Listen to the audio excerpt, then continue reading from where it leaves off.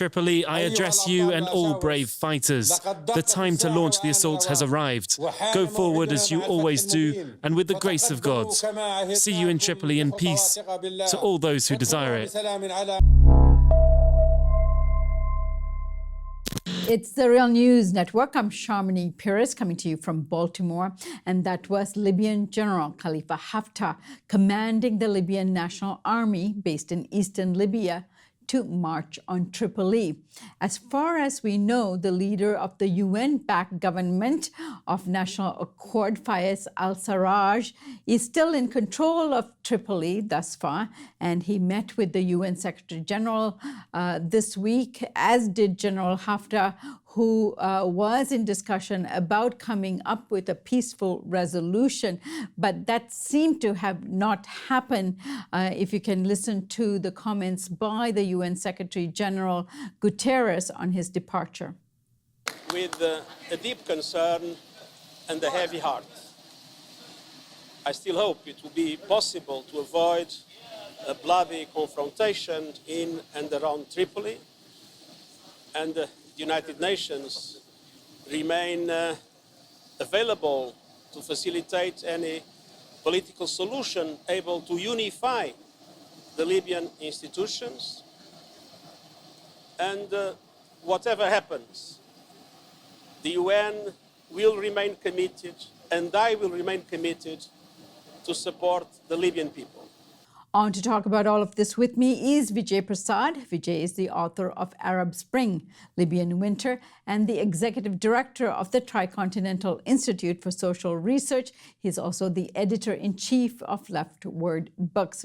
All right, Vijay, so that was General Haftar of the Libyan National Army based in the east, and he has ordered his forces actually not to open fire on civilians, saying that whoever raises a white banner is safe. Now, his forces have taken over Ghayan, which is a city very close to Tripoli, and yet they have, as far as we know, have not taken Tripoli at this point. So what is the situation that is unfolding in Libya? Who is this general, and what is he trying to pursue? Well, it's a very troubling moment for Libya. Libya has been in a very difficult situation since the war conducted by NATO in 2011, which essentially sent that country into great disrepair. It hasn't really recovered from that war. Politically, there's been great fracturing. One of the architects of the fracturing is General Khalifa Haftar, who, was a senior general in the army of Muammar Gaddafi, defected from Libya in 1987, came to the United States. As it turned out, from 1987 to 2011, General Khalifa Haftar lived about 10 minutes from the CIA headquarters, which is in Langley, Virginia. In 2011, just before NATO began its bombing of Libya, Khalifa Haftar arrived in Benghazi, where he claimed to be, the internationally backed military person to go and fight against Gaddafi's government. Turned out, of course, other people had other ideas. And since 2011, Mr. Haftar has had a base in Benghazi, which is to the east of the country, and has played, quite a disruptive force in the attempt to create a government of national unity, which was set up by the United Nations in 2015, when various other political actors created the government of national accord. It's very hard, Charmini, to explain the kind of fracturing of Libyan politics since 2011. But suffice it to say, Mr. Haftar, built up his military power. He was backed by the Egyptians, by the United Arab Emirates, soon by the French government.